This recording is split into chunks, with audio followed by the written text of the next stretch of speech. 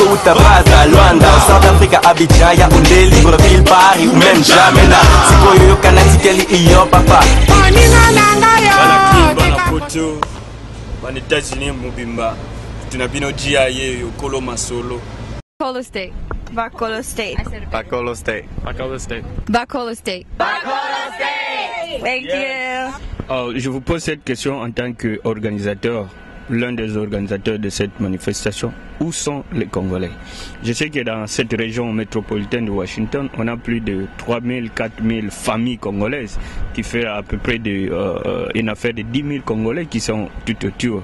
Mais on se voit ici juste une dizaine. Qu'est-ce qui se passe? Est-ce que le message est passé? Le Congolais est là. Les Congolais sont là.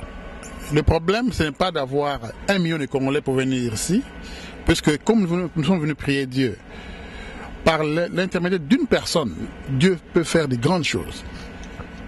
Je n'ai jamais vu dans la parole de Dieu où Dieu a utilisé beaucoup de gens pour sauver je ne sais pas quelle situation. Il a utilisé Moïse pour sauver tout un peuple. Il a utilisé Jésus-Christ, son unique fils, pour sauver l'humanité. Il a utilisé, je peux continuer jusqu'à la fin. Dieu n'utilise pas la multitude. Alors, les Congolais qui vous regardent à ce moment ici, quel est le message qu'ils peuvent avoir de vous? Je voulais seulement transmettre à mes frères et sœurs congolais, même si nous changeons de couleur ici à cause du froid, même si nous portons ces genres de documents qui nous emballent tout le corps, mais Dieu a bien voulu par sa sagesse, par sa nature, nous créer comme Congolais avant toute chose. Moi, je suis Congolais, qui que soit ce que je suis maintenant, je resterai Congolais. Et j'en suis très fier. Et j'espère que les gens comprendront pourquoi Dieu les a créés dans ce pays-là, qui est meurtri, détruit et négligé par nous-mêmes, Congolais. Nous avons dansé toute espèce de danse, nous avons parlé toute espèce de choses. Maintenant, c'est le moment où nous devons donner quelque chose à ce pays Congo. Je ne sais pas pourquoi est-ce que le sang congolais est moins rouge par rapport au sang de je ne sais pas de quel peuple. Nous sommes morts près de 10 millions. Qu'est-ce qui doit encore nous émouvoir pour toucher notre âme, pour que nous puissions réagir en ce qui concerne notre pays? Moi, je pense que nous avons atteint la sommité du ridicule. J'ai jamais vu un pays aussi ridicule que le nôtre, dans la mesure où nous continuons à être tués, mais nous sommes contents à rester bouche bée. Nous ne parlons pas de ce qui se passe chez nous. Nous n'agissons pas pour informer le monde ou pour agir contrairement à ce qui se fait chez nous. Il est temps que le Congolais puisse se réconcilier avec son frère, avec sa sœur, avec son pays et même avec lui-même.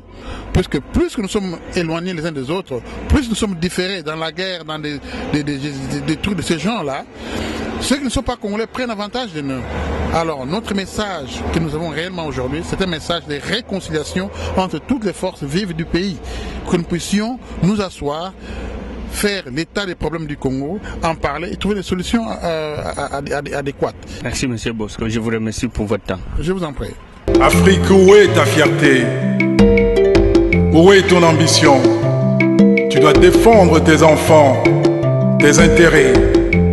Tu sais bien que tu es convoité. Je suis ton enfant, Afrique.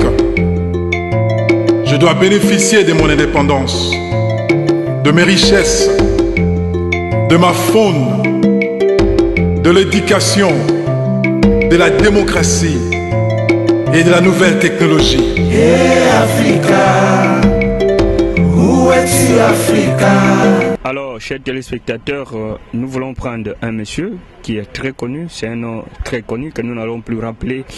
Monsieur Jacques Matanda, c'est quelqu'un qui a fait la pluie et le beau temps dans l'histoire politique de ce pays. Vous avez connu Jacques Matanda dans la conférence nationale souveraine, dans l'opposition radicale, jeune turc. Nous n'allons pas avoir le mot pour assez le présenter, mais c'est quelqu'un qui a disparu un peu.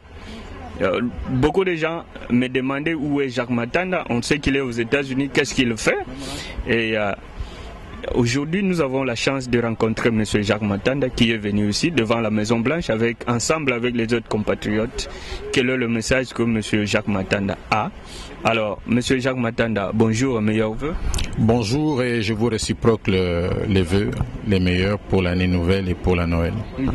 Monsieur Jacques Matanda, qu'est-ce que vous êtes devenu? D'abord, pourquoi vous n'avez plus de barbe? Oh Si vous voyez bien, elle est en train de repousser. J'ai pensé que il était de bonne convenance que nous ayons un look différent du look que nous avions à l'époque. Et voilà pourquoi. Est-ce que ce changement de look, vous n'avez pas changé de fusil d'épaule à cause du changement de look, puisque on vous a connu très vocal sur la situation qui s'est passée au pays, mais à un certain moment, beaucoup de gens m'appellent de partout pour savoir si vous êtes réellement en vie. Est-ce que ce changement de look ne signifie pas changement de fusil d'épaule? Non, je pense que ceux qui sont sans nouvelles de moi sont ceux qui ne sont pas branchés. Vous savez, dans la lutte, où que l'on se trouve, il faut aller vers l'information. Ceux qui vont vers l'information, ceux qui écoutent par exemple les radios périphériques sur Internet, vous savez que l'Internet, le réseau Internet est un outil puissant pour la lutte des libérations aujourd'hui à travers le monde. Nous verrons que je suis plus que jamais actif, mais que nous opérons dans un environnement qui est différent de l'environnement où nous avions opéré à l'intérieur du pays. Mais croyez-moi, nous demeurons parmi les porte-étendards de la lutte de notre peuple contre les extrémistes génocidaires Tutsi rwandais et les autres ennemis du peuple qui opèrent dans notre pays. On aura vraiment le temps de nous asseoir avec vous, avoir une interview, puisque beaucoup de gens m'ont demandé cela. Aujourd'hui, on vous rencontre ici dans le cadre de cette manifestation dont vous faites partie, des organisateurs. Et dites-nous quel est le message que vous voulez passer et à qui vous voulez passer ce message. Comme vous l'avez entendu dire par celui qui est le coordonnateur de cette manifestation, de cette journée de prière, Monsieur Adoumanissa Bosco, nous avons choisi ces lieux juste comme un lieu de prière. Nous avons pensé que ces lieux, d'où partent toutes les synergies qui concourent à orienter la lutte des peuples à travers le monde, nous avons pensé qu'il était important pour nous de venir en ces lieux faire cette prière. Nous nous sommes dit, l'on pourrait être à 2, à 3, à 4, ce n'était pas le nombre qui comptait. Ceux qui seront avec nous au cours de cette prière, qui consacrent en fait le début d'un processus. Nous organisons, je pense, au mois de mars, début mars, des assises à Washington ou à New York. Ces assises vont viser la conception, l'élaboration d'un programme d'action d'urgence humanitaire, économique et sociale qui constituera donc notre contribution à ce qui pourra être un programme de gouvernement demain dans le cadre du changement de système de gouvernement dans notre pays, de l'éradication du système terroriste, criminel, génocidaire et kleptomane en place dans notre pays. Donc nous avons choisi ces lieux parce que nous savons que de cette Maison Blanche part tout ce qui a contribué à plonger notre pays dans les pires souffrances dans lesquelles nous nous trouvons aujourd'hui. Jacques Matanda, quand vous êtes parti du pays, en tant que jeune Turc que nous avons connu à l'époque, vous aviez créé votre propre parti politique et après on vous a entendu dans l'UDPS. Aujourd'hui, on peut dire que vous êtes dans la société civile, vous faites toujours partie de l'UDPS. Qu'est-ce que vous êtes devenu politiquement? Politiquement, en ce qui me concerne à titre personnel, je demeure dans la lignée qui a été mienne. Vous allez voir, nous avons des photos prises au stade Tata Raphaël plutôt. Vous allez voir que dans ces photos, tous ceux qui étaient avec nous à l'époque, je dis c'était en 1991, tous ceux qui étaient avec nous, leaders politiques à l'époque, ont tous trahi l'opposition, sont tous partis.